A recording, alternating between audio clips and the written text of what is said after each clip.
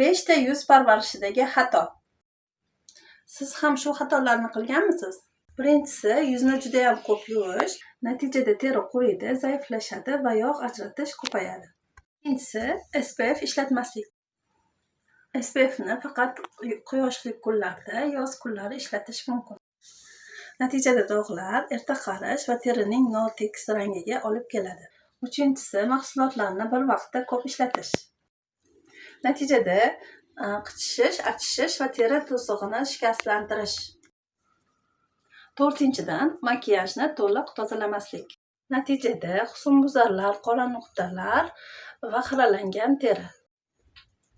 Beshinchidan, teringizga mos bo'lmagan mahsulot tanlash. Toshma qurish va ortiqcha yog'lanish. Avval teri turini aniqlang. Agar siz ham shu 5 ta xatodan birini qilgan bo'lsangiz, teringiz natija bermasligi mumkin.